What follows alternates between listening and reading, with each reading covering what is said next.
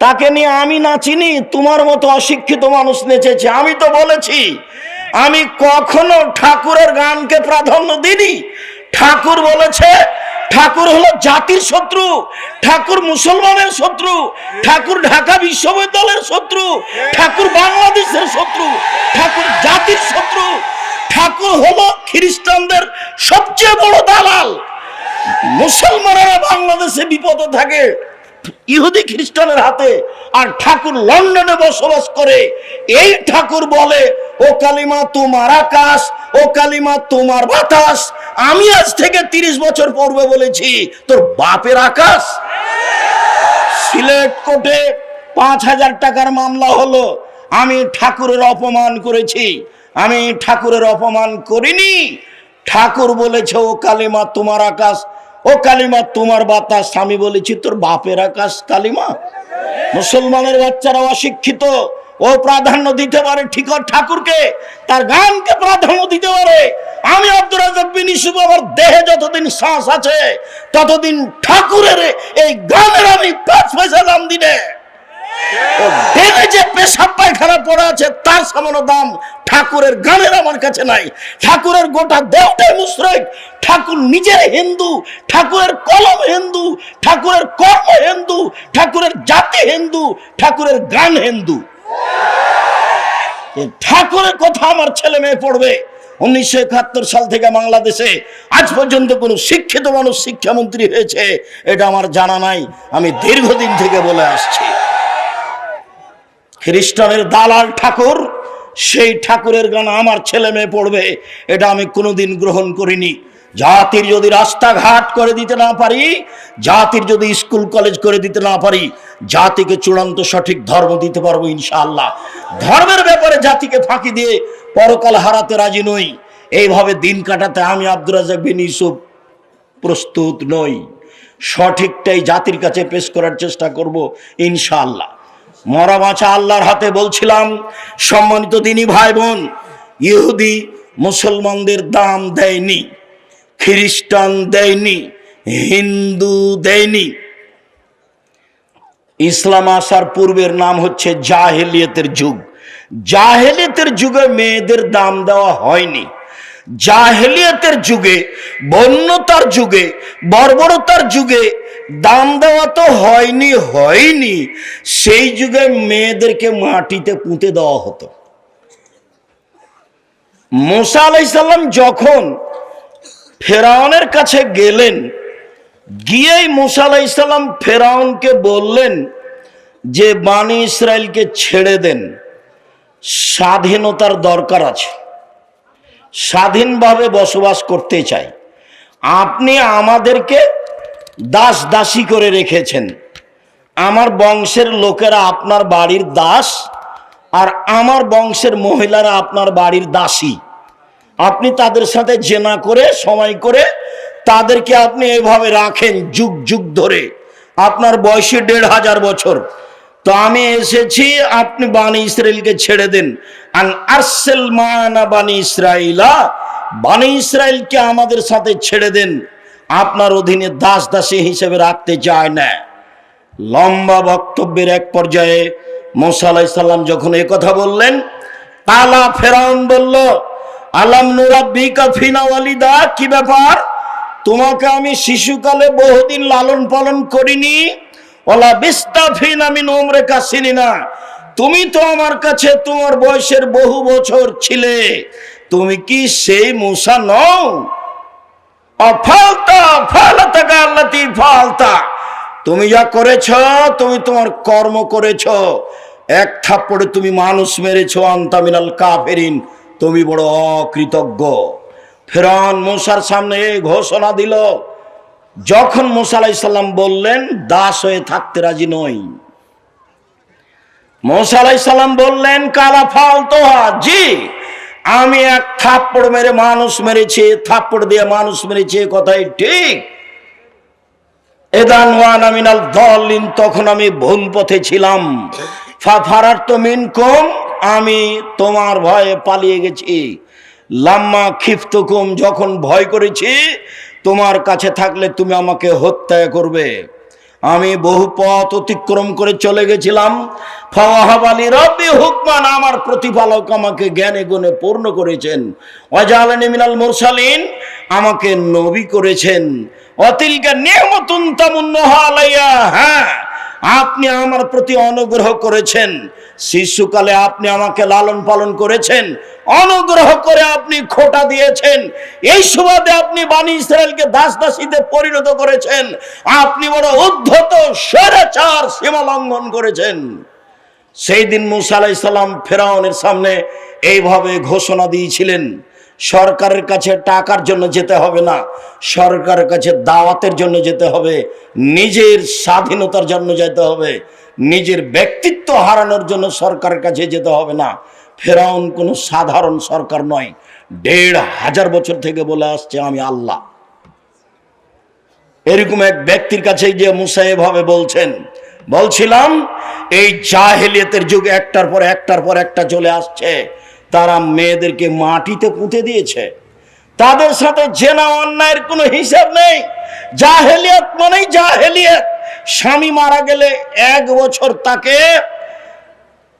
শোক পালন করতে হবে বাড়ির পিছন দিকে কুঁড়ে ঘরে। জাহেলিয়াত, বুখারী মুসলিমের হাদিস। স্বামী মারা গেলে, হিন্দুরা তো স্বামী মারা গেলে বাস বিবাহ হবে না, বিধবা বিবাহ বাতিল। বঙ্কিমচন্দ্র চেষ্টা করে, রাজা রামমোহন রায় চেষ্টা করে, খুব একটা সফল হতে পারেনি, আজও হয় না। হাজারো মেয়ে কম বয়সে মারা গেছে, বাপের বাড়িতে আছে, ভিক্ষা করে খাচ্ছে। তারা এটা গ্রহণ করেনি, তারা শিক্ষিত মানুষ নয়, তারা মেয়েদের দাম দিতে হবে কিভাবে জানা নাই, জানেনি তারা। জাহেলিয়াতের যুগে স্বামী মারা গেলে 1 বছর বাড়ির পিছন দিকে থাকতে হবে একটা কুঁড়ে ঘরে। তাদেরকে খাবার দেওয়া হতো ওই প্লেটে, যে প্লেটে চুলা থেকে ছাই উঠানো হয়, ওদেরকে খাবার দেওয়া হতো পানির একজন একটা টিনের প্লেট ময়লাযুক্ত। 20 কুষ্ঠ হলে মানুষকে যেভাবে প্লেট বাসন দিয়ে থাকে সেইভাবে বিধবা নারীকে দেওয়া হতো। 1 বছর পরে তাদের বৈধ হওয়ার জন্য, স্বামী মারা গেছে শোক পালন থেকে পবিত্র হওয়ার জন্য অনেক সমস্যা ছিল। সেই সমস্যাগুলো বুখারীতে উল্লেখ হয়েছে। আপনাকে আমি মুখামুখি বলতে লজ্জা পাচ্ছি, তাই ছেড়ে দিলাম। জাহেলিয়াতের যুগে মেয়েদের দাম দেওয়া হয়নি। মহান আল্লাহ বলেন, অকারনা ফি বুয়ুতিকুন্না ওয়ালা তাবাররাজনা তাবারুজাল জাহিলিয়াতুল উলা, হে মুসলিম মহিলা তোমরা বাড়িতে থাকো। বর্ণতার যুগে, বর্বরতার যুগে, অসভ্যতার যুগে নারীরা যেভাবে যৌবনকে বিক্রি করে, বর্বরতার পরিচয় দিয়ে রাস্তাঘাটে ঘুরতো, সেভাবে ঘুরো না, তোমাদের মান সম্মান আছে। জাহেলিয়াতকে লক্ষ্য করে আল্লাহ বলছেন, ওয়াইদা বুশশিরা আহাদুহুম বিল উনসা দাল্লা ওয়াজহুহু মুসওয়াদ্দান ওয়া হুয়া কাযীম। জাহেলিয়াতের যুগে যদি কোনো মেয়ে জন্ম নিত তাহলে বাপের মুখ কালো হয়ে যেত, সে বাড়িতে লুকিয়ে থাকতো, দোকানপাটে বাজারে যেত না, মানুষে লজ্জা দিবে সেই জন্য। একটা মেয়ে হওয়াতেই সে চিন্তা করতো আইমসুকাহালাহুনিন, আমি দুঃসহফে তোরাব, অপমা অবস্থায় মেয়ে বাড়িতে রেখে দিব না মাটিতে পুঁতে দিব। যদি রেখে দিই অপমান সুনিশ্চিত, আর যদি পুঁতে দিই বালাই চলে গেল। তাই তারা নিজে হাতে মেয়েকে মাটিতে পুঁতে দিত। কায়েস ইবনে সাবিত নিজে বলছেন, ওয়াআদতু সামানিয়া বানাতিন লি, আমি আমার 8টা মেয়েকে নিজে হাতে মাটিতে পুঁতে দিয়েছি। আল্লাহ রাসূলের সামনে এসে বিবরণ দিচ্ছেন, এর নাম জাহেলিয়াত। সুন্দর করে গর্ত খুঁড়েছে, গর্ত খুঁড়ে সুন্দর করে মেয়েকে সাজিয়ে নিয়ে গেছে। সাজিয়ে নিয়ে যাওয়ার পরে মেয়েকে বলছে, আম্মু দেখো তো নিচে কি। তখন মেয়ে তো বাপের সাথে আছে, যেমন নিচে দেখতে গেছে তেমন মেয়েকে ধাক্কা দিয়ে গর্তে ফেলে দিয়েছে। আব্দুর রাজ্জাক সাহেব, এটা হয় কি করে? আজও আপনার হবে, এটাই সহজ আপনার জন্য। কি বলেন আপনি? আমরা আজকে মেয়েকে এভাবে মাটিতে পুঁতে দিতে পারবো? হ্যাঁ অবশ্যই পারবেন। বলি আপনাকে, আপনি আপনার মেয়েকে ঢাকা বিশ্ববিদ্যালয়ে পড়াচ্ছেন, টাকা পয়সা খরচ করছেন, বারবার জিজ্ঞাসা করছেন আম্মু কেমন আছো, টাকা লাগলে বলিও, তোমার ভাইয়ের কাছে নিও। এভাবে বলতে বলতে হঠাৎ একদিন শুনছে যে আপনার মেয়ে অমুক মদখোরের সাথে চলে গেছে।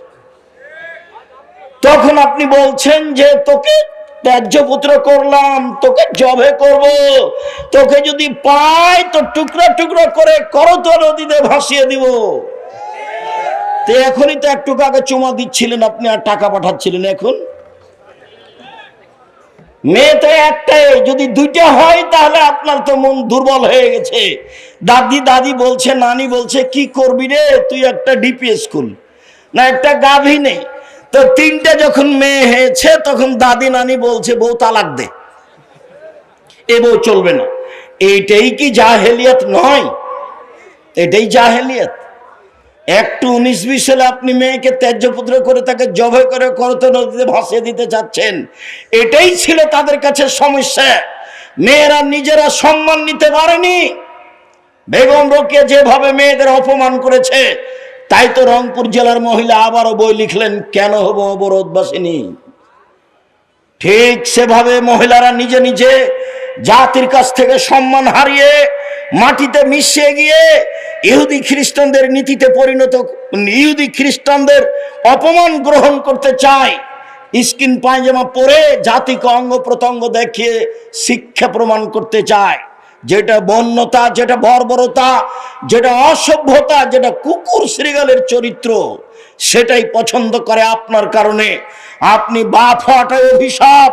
আপনার মতো বাপকে আমি কোনোদিন বাপ বলে স্বীকৃতি দিইনি। আমি বলেছি আপনি চাচা, বলেছি আপনি সৎ বাপ। আমি এ কথা খুব ভালোভাবে জানি যে আপনি সত্যই বাপ, এটা আমি খুব ভালোভাবে জানি। আপনি সত্যই বাপ, কিন্তু আপনার স্বভাবের কারণে, আপনার দুশ্চরিত্রের কারণে, আপনার শিক্ষার অভাবের কারণে, আপনার বোকামির কারণে আপনি আপনার মেয়েকে এইভাবে ধ্বংস করেছেন। তাই তো রাসূল সাল্লাল্লাহু আলাইহি ওয়াসাল্লাম বলেছেন, 3 শ্রেণীর মানুষ কখনো জান্নাতে যাবে না। এক, আর রাজুলাতু মিনান নিসায়ে, পুরুষের বেশধারী নারী, যারা পুরুষের জুতা স্যান্ডেল পরে, যারা পুরুষের শার্ট প্যান্ট পরে, যারা পুরুষের পোশাক পরে, তারা জান্নাতে যাবে না। ও দায়ুস, আর আপনি যাবেন না। আপনি যে ওই মেয়ের বাপ, যে মেয়ে পোশাক পরে সেই মেয়ের পিতা আপনি, যার কারণে আপনি যাবেন না। এই কথা মুহাম্মদ সাল্লাল্লাহু আলাইহি সাল্লাম বলেন। মুগিরা ইবনে শুবা রাদিয়াল্লাহু তাআলা আনহু বলেন, আল্লাহর নবী বলছেন, আল্লাহ তাআলা হারাম করেছেন এক, উকুকাল উম্মাহাত, মায়ের অবাধ্য চলা হারাম। ঘুম থেকে উঠে দেখে মনে হচ্ছে মায়ের মতো বড় শত্রু আর কেউ নেই। সেটা দেখি, মায়ের মতো বড় শত্রু আর কেউ নেই। মাটির ওপরে সবচেয়ে খারাপ মানুষ হলো মা, এটাই মনে হচ্ছে। আল্লাহর নবী বলছেন, সবচেয়ে বড় হারাম হচ্ছে মায়ের অবাধ্য চলা। 2, মানাওয়াহাতিন, কৃপণতা অবলম্বন করা। 3, অদুল বানাত, মেয়েকে মাটিতে পুঁতে দেওয়া। মেয়েকে মাটিতে পুঁতে দেওয়া হতো, তার নাম জাহেলিয়াত। জাহেলিয়াতকে উপেক্ষা করে আল্লাহর নবী যা বললেন, আল্লাহর নবী যা করলেন, লম্বা আলোচনার সংক্ষিপ্ত আপাতত এখানে শুরু করি। আল্লাহর নবী যা বললেন এটা আগে বলি, তারপর আল্লাহর নবী যা করলেন এটা পরে বলি। জাহেলিয়াত দূর করার জন্য তিনি যা বললেন, তাতে তিনি বললেন, পৃথিবীর মানুষ শুনে রেখো, মান আলা জারিয়াতাইনে, কেউ যদি 2টা মেয়ের লালন পালন করে, হাত্তা তাবলুগা, বিবাহ দেওয়ার বয়স পর্যন্ত বিবাহ দিয়ে দেয়, ফাজ্জা হুয়া ওয়া আনা ফিল জান্নাতে হাকাজা, তাহলে সেই মেয়ের বাপ আর আমি জান্নাতে এইভাবে থাকবো। আঙ্গুল দুটি জমা করে দেখালেন। সুবহানাল্লাহ। মনে রাখা ভালো হবে, আল্লাহর নবীর সাথে থাকা জান্নাতে অতীব কঠিন কাজ। একজন সাহাবী সন্ধ্যা রাতে আল্লাহ রাসূলের সামনে একটা মেশক আর পানি নিয়ে যে দিলেন, আল্লাহ রাসূল খুশি হয়ে গেলেন। বেশ ভালো তো, তুমি বুদ্ধি রাখো, তুমি সালমা শেতা, তুমি আমার কাছে কিছু চাও, যা চাইবে তোমার মন চাই সেটাই চাও। তখন সাহাবী বলছেন, আসআলুকা মুরাফাকাতাকা ফিল জান্নাত, জান্নাতে আপনার সাথে থাকতে চাই। তখন আল্লাহ রাসূল বলছেন, আগারে যালিক, না না না না, এটা নয়, এটা নয়, এটা নয়, অন্যটা অন্যটা অন্যটা বলো। তখন সাহাবী বলছেন, হোয়া জাকা, এটাই চাই। তখন আল্লাহ রাসূল বলছেন, আইনি বিকাসরাতি সুজুদ, তাহলে আমাকে তাহাজ্জুদ পড়ে সহযোগিতা করো। রাতে তাহাজ্জুদ না পড়ে আমার সাথে জান্নাতে থাকা যাবে না। নিয়মিত রাতে তাহাজ্জুদ পড়ে জান্নাতে রবের সাথে থাকা যায়, এ ব্যাপারে তিনি বলেছেন। তিনি বলেন, দুইটা মেয়ের যদি কেউ লালন পালন করে তাহলে আমি আর সেই পিতায় একসাথে জান্নাতে এইভাবে থাকব। তখন তিনি তর্জনী এবং মধ্যমা আঙ্গুল দুটি জমা করে দিলেন। এইখানে আর একটা কথা আছে, তিনি বলেছেন, মানালা কাফুলিল ইয়াতীম, কেউ যদি এতিমের লালন পালন করে সেই ব্যক্তি আর আমি জান্নাতে এইভাবে থাকব। তখনও তিনি তর্জনী এবং মধ্যমা ইশারা করে দেখালেন, তবে দুইটার মধ্যে একটু ফাঁকা রাখলেন। এতিমের লালন পালন করলে আমার সাথে থাকা যাবে, তবে একবারই সাথে নয়। এই যে হাদিস বুখারী মুসলিম, কেউ যদি দুইটা মেয়ের লালন পালন করে তাহলে সেই পিতা আর আমি একসাথে। তিনি বলেন, পৃথিবীর মানুষ শুনে রেখো, মানা আলা সালাসা বানাতিন, কেউ যদি তিনটি মেয়ের লালন পালন করে, ফা আল্লামাহুন্না, লালন পালন মানে ফা আল্লামাহুন্না, তাকে বিদ্যা শিখিয়ে দেয়, ওয়াদ্দাবাহুন্না, তাকে শিষ্টাচার শিখিয়ে দেয়, অকাসাহুন্না, তাকে কাপড় পরিধানের ব্যবস্থা করে দেয়, তার ওয়া আকলাহুন্না, ওর খাওয়ার ব্যবস্থা করে দেয়, তাহলে কুল্লাহু সিতরান ইয়াউমাল কিয়ামা মিনান নারে, বিচারের মাঠে ওই মেয়ে তিনটি বাপকে জান্নাতে নিয়ে যাওয়ার জন্য জাহান্নাম থেকে অন্তরাল হয়ে যাবে। ওই দিকে থাকবে জাহান্নাম, এইদিকে থাকবে পিতার, মধ্যে থাকবে তিনটা মেয়ে। মেয়ে তিনটি আল্লাহকে বলবে, আমার পিতাকে আগে জান্নাতে দেন, তারপরে কোনো কথা। একবারে শক্তভাবে বেঁকে বসবে, যতক্ষণ পর্যন্ত তিনটি মেয়ের পিতা জান্নাতে যাবে না ততক্ষণ পর্যন্ত মেয়ে তিনটি সেখান থেকে সরে যাবে না, অন্তরাল হয়ে আছে। ওদিকে আছে জাহান্নাম, এদিকে আছে পিতার, মধ্যে আছে মেয়েরা। 10টা ছেলে লালন পালন করলে 1 পয়সা লাভ হবে, এই কথা মুহাম্মদ সাল্লাল্লাহু আলাইহি ওয়াসাল্লাম বলেননি। তো ছেলেকে পড়াবেন, শিক্ষা দিবেন কেন? জন্ম দিয়েছেন এই জন্য। যদি শিক্ষা না দেন, এখন যা পাপ করবে সব আপনার, যা পাপ করবে সব আপনার। ছেলে বলছে যে আমার বয়স 30-35 বছর, তবু আমার বাপ বিবাহ দেয় না। তখন আমি নিরুপায় হয়ে জেনার সাথে থাকি। যত জেনা আছে সব পাপ আপনার। যত মোবাইলে ল্যাংটা মেয়ে দেখে আপনার ছেলে চক্ষু ঠান্ডা করছে, কলিজা ঠান্ডা করছে, মন ঠান্ডা করছে, সব পাপ আপনার। আল্লাহ রাসূল বলছেন, পৃথিবীর মানুষ শুনে রেখো, আমার উম্মতের উপরে আমি আশঙ্কা করে গেলাম গোপন পাপের।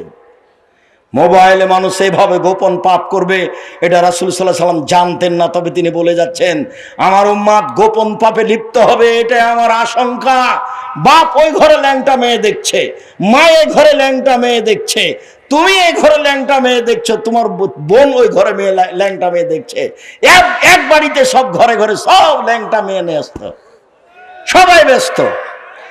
আর তোমার বাপ বৃদ্ধ হয়ে গেছে, সেটা একটু বলি, তোমার বাপ তাহাজ্জুদ পড়তে উঠে আব্দুর রাজ্জাক সাহেব চাপ দিয়েছে, তখন রাত 3টায় উঠেছে, সুন্দর করে ওযু করেছে, ওযু করার পরে বলছে, আচ্ছা একটু টিভিতে কি আছে দেখি তো। যেমন টিভি চালু করেছে, বিশাল আকৃতিতে ল্যাংটা মেয়ে চলে এসেছে। কোথায় যে তাহাজ্জুদ গেল? এই চরিত্র তোমার বাপের, এই চরিত্র তোমার। দোকানে বসে বসে তোমার বাপ ঘন্টার ঘন্টা সময় কাটায়, এশার সালাত আদায় করতে গিয়ে মাথায় টুপি পরে মাথায় দিয়ে দোকানে বসে থাকে, দোকানে ল্যাংটা মেয়ে নাচে। তোমার বাপ এখন বলুক যে আমি ভালো মানুষ। আল্লাহর নবী এশার সালাতের পরে কথা বলাকে ঘৃণা করতেন, আল্লাহর নবী এশার সালাতের পূর্বে ঘুমিয়ে যাওয়াকে ঘৃণা করতেন। হাদিস বুখারী মুসলিম। আমি বলেছি, বাড়িতে প্রেসিডেন্ট আইয়ুবের মতো করে মার্শাল জারি করে রাখতে হবে, কারফিউ। রাত 10টার পরে কেউ এখানে জেগে থাকতে পাবে না। এই বাড়িতে রাত 10টার পরে কথা বলা নিষিদ্ধ, পড়াশোনা ব্যতীত। এটা ঘোষণা থাকবে বাড়িতে। তাহলে 10টায় ঘুমিয়ে গেছে 5 ঘন্টা, তাহলে কতটা বাজলো? 3টায় আপনি উঠে যান, আপনার ছেলে উঠে যাবে, নিজ নিজ ঘরে 2 রাকাত সালাত আদায় করে আল্লাহকে বলবে যে তুমি আমাকে এদেশের সবচেয়ে বড় শিক্ষিত করে দাও, তার তো রহমতের অভাব নেই। তুমি আমাকে বগুড়া শহরে একটা জমির ব্যবস্থা করে দাও, তুমি আমার এই ভ্যানটা ভেঙে গেছে, একটা নতুন ভ্যানের ব্যবস্থা করে দাও, যা বলতে চাই এখনই বলতে হবে, এটাই সময়। জীবনে কিছু করতে না পারলে অন্তত এই সময়ে কিছু বলেন। 4টা কাজ মনে রাখবেন: 1 5 ওয়াক্ত সালাত, 2 হালাল রুজি, 3 কোরআন তেলাওয়াত, 4 আড্ডা পিটা জীবনের জন্য হারাম, চিরদিনের জন্য হারাম। 2 জন যেখানে বসে আছে সেখানে বসবেন না। যদিও আজকে আব্দুর রহিমের বক্তব্যের পরে আমাদের বক্তব্য চলে না, তারপরেও আমি যেহেতু এসেছি, কেমনে ফিরে যাই এটা একটা কেমন কেমন লাগে, তাই আমি আপনাদের সামনে দাঁড়িয়ে আছি। নাহলে আমিও চাচ্ছিলাম যে যা হয়েছে হয়েছে, সালাম দিয়ে চলে যাই। আব্দুল্লাহ কি বলেছে আমি তখন শুনিনি। আমি আপনার কাছে যেটা বলছি, আপনি আমার দিনী ভাই, দিনী বোন, নিজের ছেলে মেয়ের জন্য যেমন বলেন, আব্দুল্লাহ, আব্দুর রহমান, আব্দুর রহিম তাদের জন্য বলবেন। আল্লাহ যেন তাদের খিদমত কবুল করেন। বলছিলাম, সম্মানিত দিনী ভাই বোন, রাসূল সাল্লাল্লাহু আলাইহি সাল্লাম বলেন, পৃথিবীর মানুষ শোনা রেখো, মান কানা লাহু সালাসা বানাত, কারো যদি 3টা মেয়ে থাকে, ফাআল্লামাহুন্না, তাকে বিদ্যা শিখিয়ে দেয়, ওয়াদ্দাবাহুন্না, শিষ্টাচার শিখিয়ে দেয়, ফালাহুল জান্নাহ, সে জান্নাতে যাবেই। এটা আল্লাহ রাসূল মুখে বলেছেন। মেয়েদের দাম আল্লাহ রাসূল নিজে মুখে দিচ্ছেন। জাহেলিয়াতকে উপেক্ষা করে আপনি দেখুন, আমি শিষ্টাচার বলতেই যে হাদিসটা অহরহ বলে থাকি সেটা একটু শুনিয়ে রাখে। এই ছেলে, বসো, একটু থামো, বিরক্ত হচ্ছ কেন? আমি তো তোমার জন্য এসেছি কষ্ট করে। আমি কয়েক মিনিট পরেই কথা শেষ করব ইনশাআল্লাহ। তুমি একটু ধৈর্যের পরিচয় দিবা, দয়া করে কোনো কাজ দেখায় না এখন। আর এত দীর্ঘ সময় অপেক্ষা করছি আমি তোমার জন্যই। সম্মানিত দিনী ভাই বোন, জাবের রাদিয়াল্লাহু তাআলা আনহু বলছেন, রাসূলের সাথে যুদ্ধ করে আসছিলাম, যুদ্ধে আমিও শরীক হয়েছিলাম রাসূলের সাথে। মদিনায় ঢুকবো, আল্লাহ রাসূল বললেন, এখানে সবাই থামো, থাকো, সকালে বাড়ি যাব। আমি জাবের বললাম, আল্লাহর নবী, আমি নতুন বিবাহ করেছি, এই ছেলেরা আদায় করতে চাচ্ছিলে 1 মিনিট, দাও আল্লাহ। আমি 1 মিনিট, এই ছেলে শোনো, আমি বাসা থেকে বের হয়ে মসজিদের দিকে যাই রাজশাহীতে, তো দেখি গাড়ির গায়ে লেখা আছে দাওয়া আল্লাহ। তো আমি বুঝতে পারিনি, আচ্ছা দাওয়া আল্লাহ কি জিনিস। তো কয়েকদিন দেখার পরে একদিন বলছে আব্দুল্লাহকে, আব্বু আর দাওয়া আল্লাহ এটা কি? তখন আমাকে বলছে, আব্বু আপনাকে তো আমি প্রায় 30 বছর যাবৎ দাওয়াত দিতে দেখলাম, আর আমিও দেশ বিদেশ মোটামুটি ভালোই ঘুরলাম, তাতে দেখছি যে আমরা হচ্ছি ইহুদি খ্রিস্টানদের দাস দাসী। নইলে আমরা যারা বাংলাদেশি ইঞ্জিনিয়ার, তারা হলাম পদ্মা সেতুর লেবার, আর ওরা হলো পরিচালক, টাকা আমাদের, সবকিছু ওদের। তো নিজেকে দাস দাসী থেকে মুক্ত করতে হলে কোরআন সুন্দর করে শিক্ষার এবং আকীদা সুন্দর করে সংশোধনের বিকল্প পথ নেই। তাই আমি চিন্তা করলাম, একবারে সারা বাংলাদেশ জুড়ে, টেকনাফ থেকে তেঁতুলিয়া, আমি সারা বাংলাদেশ জুড়ে মক্তব পরিচালনা করব। সে উদ্দেশ্যে জামিয়া সালাফের একটা শাখার নাম দিয়েছি আদ-দাওয়া ইলাল্লাহ। আল্লাহর পথে দাওয়াত, মসজিদ ভিত্তিক শিক্ষা কার্যক্রম, দাওয়াতি কার্যক্রম মসজিদ ভিত্তিক চলবে। আপাতত 450 মসজিদ চালু আছে জামিয়া সালাফের পক্ষ থেকে। সাথে সাথে সারা দেশ থেকে মসজিদের ইমামেরা ফ্রি যাবে, ফ্রি খাবে, ফ্রি আসবে, ফ্রি বই পাবে আব্দুল্লাহর লেখা এই সিলেবাসের উপরে। এটা চালু করেছে। আপনি প্রশিক্ষণে যাবেন, খুব উচ্চমানের শিক্ষক রাখা আছে প্রশিক্ষণের জন্য, অনেক টাকা বেতন দিয়ে। আপনি ফ্রি যাবেন, ফ্রি থাকবেন, ফ্রি আসবেন।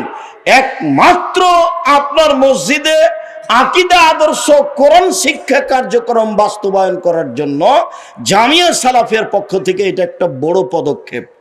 আল ইতিসাম পত্রিকা 12 জন মুফতি দিয়ে দেখা হয়, 50টা প্রশ্নের উত্তর আছে। আপাতত এই দেশে এই মানের কোনো পত্রিকা নেই। আর জামিয়া সালাফের একটা বড় শাখা আল অনলাইন ইতিসাম টিভি, যেটা জামিয়া সালাফের, সেটা তো সব সময় বলি সবচেয়ে বড় প্রতিষ্ঠান বাংলাদেশে। শিক্ষা মানে, শিক্ষক গণে, আয়তনে বাংলাদেশের জামিয়া সালাফের সবচেয়ে বড় প্রতিষ্ঠান। আয়াতনে রূপগঞ্জ নারায়ণগঞ্জ প্রায় 100 বিঘা জমির উপরে, জামিয়া সালাফিয়া ডাঙ্গিপাড়া প্রায় 40 বিঘা জমির উপরে, মেয়ে শাখা আপনার এতে তানোরে 60 থেকে 70 বিঘা জমির উপরে, দিনাজপুরে যেটা প্রায় 20 বিঘা জমির উপরে। আয়াতনে সবচেয়ে বড়, শিক্ষক সংখ্যায় 300 জন শিক্ষক শিক্ষিকা জামিয়া সালাফায়, শিক্ষক গুণে ইন্ডিয়ান শিক্ষক, সৌদি শিক্ষক, বাংলাদেশি শিক্ষক, দামি দামি শিক্ষক, মানে তাদের বেতন লাগে 2024 পর্যন্ত 32 লক্ষ। 2025 এসে কত লাগবে তা আমার কাছে হিসাব এখনো আসেনি। এটাই হচ্ছে আপনাদের জামিয়া সালাফিয়া, এইটাকে আপনি মনে রাখবেন। শুনুন, রাসূল সাল্লাল্লাহু আলাইহি সাল্লাম এবার জাহেলিয়াতকে লাথি মেরে মেয়েদের মর্যাদা দিতে গিয়ে বলছেন, পৃথিবীর মানুষ শুনে রেখো, ইন্নাল ইয়াহুদা কানু ইয়াজাহাজু ফীহিম, যখন ইহুদিদের মধ্যে কোন মেয়ে ঋতুবতী হতো তখন তারা তাদেরকে বাড়ির পিছনে রেখে আসতো। ছি ছি ছি ছি ছি, ও পচে গেছে, ওর সাথে কথা বলা হবে না, ও যেন বিছানায় হাত না লাগায়, ও যেন ভাতের পাতিলে হাত না লাগায়, তাকে পিছনে রেখে দিয়েছে। সাহাবীগণ বলেন, আল্লাহর নবী, এই যে মহিলারা ঋতুবতী হলে ইহুদিরা এরকম করছে, তো আপনি কি বলছেন? তখন আল্লাহ রাসূল বলছেন, ইসনাউ কুল্লা শাইইন ইল্লা নিকাহ, ঋতুবতী মহিলার সাথে স্ত্রী মিলন ব্যতীত যা কিছু তোমার শান্তি তৃপ্তির জন্য তাই করো। ঋতুবতী হয়েছে তাতে কি হবে? তোমার বিছানে থাকবে, তোমার সাথে থাকবে, তোমার সাথে কথা বলবে, তোমার সাথে মান সম্মান ভোগ করবে, তোমার সাথে খাবে, তোমার সাথে চলবে, যে কোনো প্রয়োজনে তোমার সাথে থাকবে। হাদিস বুখারী মুসলিম। এই ঘোষণা যখন আল্লাহর নবী দিলেন তখন ইহুদিরা বলল, মাইরিদু হাযার রাজুল আইয়াদানা ফি আমরিনা কুল্লা শাইইন ইলা ইউখালিফানা ফি। আরে কেমন মানুষ গো মোহাম্মদ, কত খারাপ মানুষ, শুধুমাত্র আমাদের বিরোধিতা করা তার কাজ, সবটাতেও আমাদের বিরোধিতা করে, এমনকি ঋতুবতী নারী হলেও সে আমাদের বিরোধিতা করে। সে এই ঘোষণা দিয়েছে। আয়েশা রাদিয়াল্লাহু তাআলা আনহা বলেন, ইন্নী কুনতু ইকতাসালতু মান নবী সাল্লাল্লাহু আলাইহি সাল্লাম মিন ইনাইন ওয়াহিদুন কিলানা জুনুবুন, আমি এবং আল্লাহর নবী অপবিত্র অবস্থায় এক পাত্র থেকে পানি নিয়ে গোসল করতাম। এই কথা বলার পরে তিনি বলছেন, ফামারানি, তিনি আমাকে আদেশ করতেন, আত্তাজেরা, আমি ঋতু অবস্থায় স্ত্রী অঙ্গে একটি অতিরিক্ত কাপড় ব্যবহার করব, ফায়ুবাশিরনি, তারপর তিনি আমার শরীরের সাথে শরীর মিশিয়ে থাকতেন। ইউবাশির মানে আমার শরীরের মাঝে আর রাসূলের শরীরের মাঝে কোনো কাপড় থাকতো না। ওয়ানা হায়েজ, তখন আমি ঋতুবতী। ইহুদি বলেছে ও পচে গেছে, বাড়ির পিছন দিকে রেখে আসো, ছাই তোলা প্লেটে তাকে খেতে দিতে হবে, ময়লা গিলাসে তাকে পানি দিতে হবে, ও যেন বাড়ির ভিতরে না আসে, বিছানে হাত লাগাতে পাবে না, পাতিলে হাত লাগাতে পাবে না। আয়েশা রাদিয়াল্লাহু তাআলা আনহা বলেন, আল্লাহর নবী আমার গায়ের সাথে গাও লাগিয়ে কাপড় ছাড়াই রাত অতিবাহিত করতেন। আয়েশা রাদিয়াল্লাহু তাআলা আনহা বলেন, ওয়ান্নাহু ইখরাজ রাসাহু ইলাইহি ওয়া আনা মুতাকিফ, তিনি ইতিকাফ অবস্থায় ইতিকাফে বসে আছেন, মাথাটা আমার দিকে আগিয়ে দিয়েছেন, লিয়াগসিলাহু, যাতে করে আমি তার মাথাটা ধুয়ে দিই, ওয়ানা হায়েজ, তখন আমি ঋতুবতী। মুহাম্মদ সাল্লাল্লাহু আলাইহি সাল্লাম নারীদের সাথে যা আচরণ করেন তা আয়েশার মাধ্যমে জাতির সামনে দিয়ে গেছেন। আয়েশা রাদিয়াল্লাহু তাআলা আনহা বলেন, আমি আশরাবুল মা, পানি পান করতাম গিলাসে, সুম্মা উনাবিলহু, আমি তারপর রাসূলের হাতে দিতাম, ফায়াদা ফাহু আলা মাওজাফিয়া, গিলাসের ওখানেই মুখ লাগাতেন যেখানে আমি মুখ লাগিয়ে পানি পান করেছি, তখন আমি ঋতুবতী। এই কথা আয়েশা রাদিয়াল্লাহু তাআলা আনহা বলেন। আয়েশা রাদিয়াল্লাহু তাআলা আনহা বলেন, নবী সাল্লাল্লাহু আলাইহি সাল্লাম ইয়াত্তাকাউ ফি হিজরি, আল্লাহর নবী আমার উরু রানের উপরে মাথা দিয়ে কোরআন মাজিদ পড়তেন, তখন আমি ঋতুবতী। কোরআন মাজিদ আল্লাহর দেওয়া গ্রন্থ, পাক পবিত্র গ্রন্থ। আয়েশা ঋতুবতী মহিলা, তার উরুনের উপরে মাথা রেখে আল্লাহর নবী কোরআন মাজিদ পড়তেন। আয়েশা রাদিয়াল্লাহু তাআলা আনহা বলেন, একদা আল্লাহর নবী বললেন, নাবিনিল খুমরা মিনাল মসজিদ, আয়েশা মসজিদ থেকে তুমি চাটাইটা দাও। আমি বললাম, আমি ঋতুবতী। আল্লাহ রাসূল বললেন, ইন্না হাইজাতাকে লাইসাত ফিয়া, দেখে আয়েশা তোমার ঋতু তোমার হাতে লেগে নেই।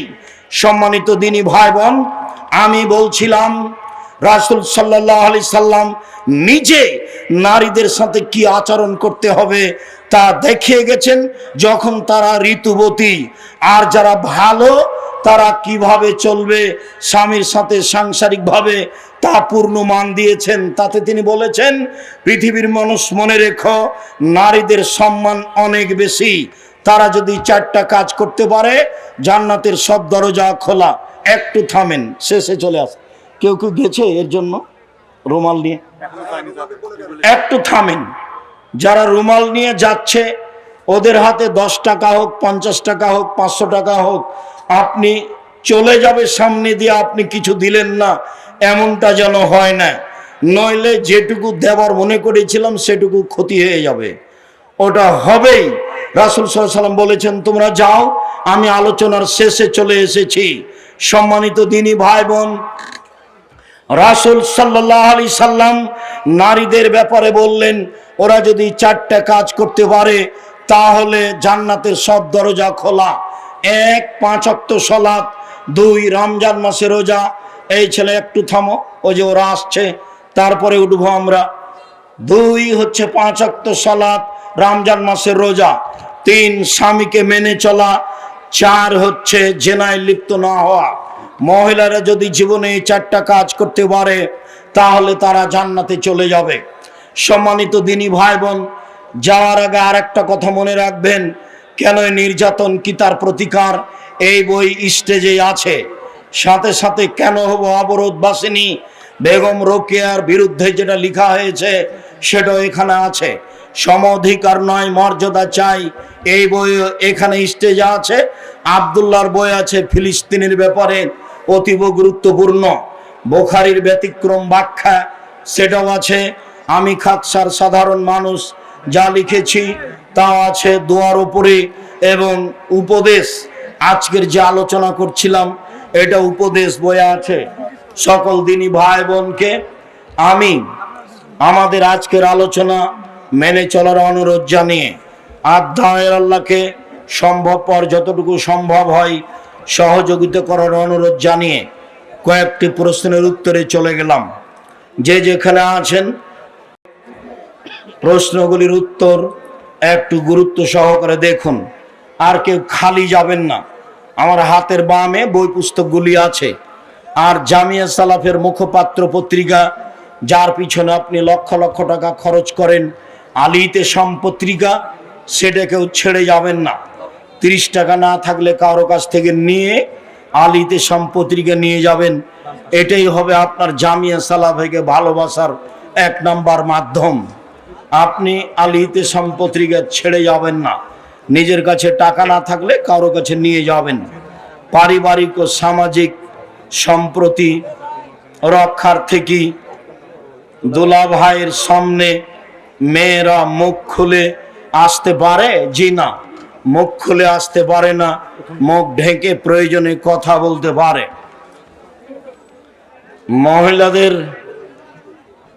মহিলাদের জামাত, আমি একজন সরকারি চাকরিজীবী। প্রতি বছর শেষে ব্যাংকে আমার টাকা না থাকা সত্ত্বেও 5-6 সুদ আসে। আমি তাহলে এই টাকার কি করব? যা আসে তা নিয়ে ছেলে মেয়েকে বলে রাখতে হবে, অসহায় পুরুষ নারীকে দিয়ে দিতে হবে, খাওয়া হারাম।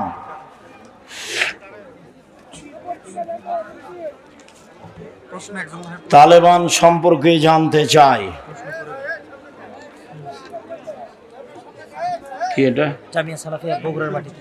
বগুড়ার মাটিতে জামিয়া সালাফের প্রতিষ্ঠান করার কোনো পরিকল্পনা আছে?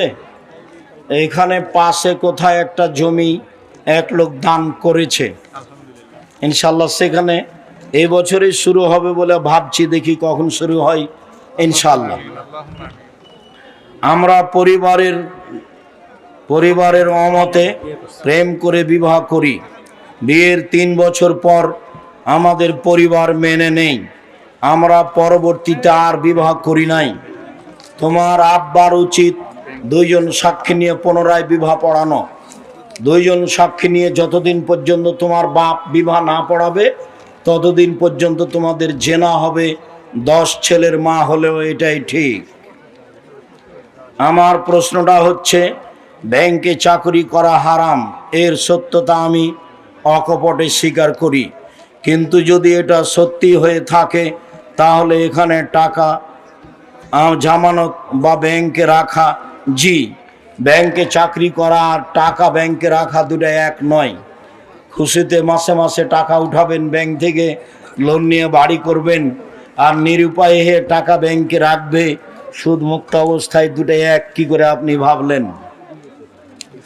নামাজের ভিতর যদি এক আয়াত থেকে অন্য আয়াতে চলে যাই তাহলে কি নামাজ হবে? জি হবে, কোনো সমস্যা নেই, এবং তাতে সহসিজদা দিতে হবে না।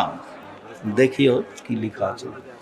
আমরা রড মিস্ত্রি কাজ করি, কাজ শেষে কিছু 60 রড বাঁচে, ওগুলো মহাজনকে না বলে বিক্রি করি, এটা আমানতের খেয়ানতা, হারাম, এটা না বলে বিক্রি করা যাবে না। হারাম টাকা হালাল কোনো ব্যবসায় বিনিয়োগ করলে সেখান থেকে উপার্জিত, হারাম টাকা হালাল কোনো ব্যবসায়, জি না, হারাম টাকা দিয়ে হালাল ব্যবসা করা যায় না। হারাম টাকা দিয়ে হালাল ব্যবসা করা যাবে না। স্বামী মারা গেলে স্ত্রী নাকফুল পরতে পাবে না, এটা হিন্দুদের নীতি। স্ত্রীর ওই সময়ে নাকে কানে পরনে যা আছে তাই থাকবে, খুলতে পাবে না। নতুন পরতে পাবে না 4 মাস 10 দিন, নতুন পরতে পাবে না 4 মাস 10 দিন, খুলে দিতে হবে, হিন্দুদের নীতি। ছোট বাচ্চাদের কালো টিপ পরানো যাবে কি? কোনো রহস্য থাকলে শিরক হবে, রহস্য যদি না থাকে, দেখতে ভালো লাগে, তাহলে কালো টিপ দেওয়া যায়। নামাজ ছেলে মেয়ে আলাদা কি না? জি না, ছেলে মেয়ের নামাজে কোনো পার্থক্য নেই, একেবারেই পার্থক্য নেই। এতটুক যে মেয়ে এমাম হলে লাইনেই থাকবে, মহিলা মানুষ এমামে ভুল হলে হাতের উপরে তালি মেরে ভুল সংশোধন করবে। সলাতের নিয়ম কানুনে পুরুষ নারীর কোনো পার্থক্য নেই।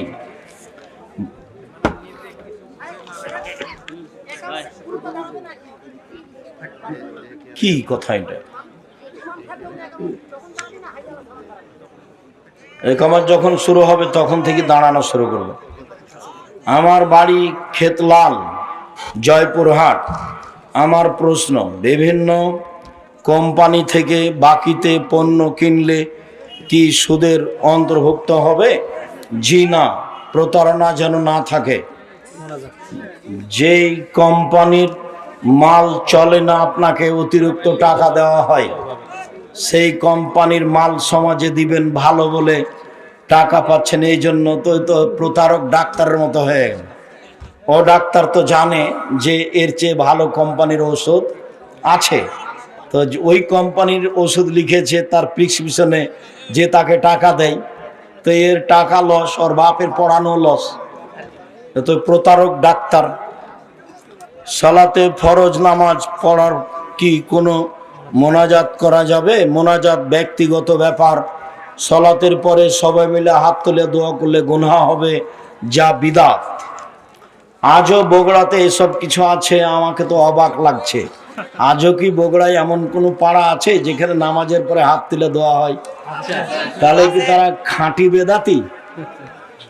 ওদের এই দিকে উত্তরবঙ্গে না থেকে ওদের বাড়ি করতে হবে এখনো চট্টগ্রাম খাগড়াছড়িতে, না, এরা হলো খাঁটি বেদাতি। তো খাঁটি বেদাতি উত্তরবঙ্গে থাকবে কি করে? যারা খাঁটি বেদাত করে, যারা খাঁটি শিরক করে, তাদেরকে দক্ষিণবঙ্গে যেতে হবে। বিবাহ করার জন্য কি কি গুণ লাগবে? বিবাহ করার জন্য কি গুণ লাগবে? তুমি ভালো পরহেজগার মেয়ে দেখে বিবাহ করবা।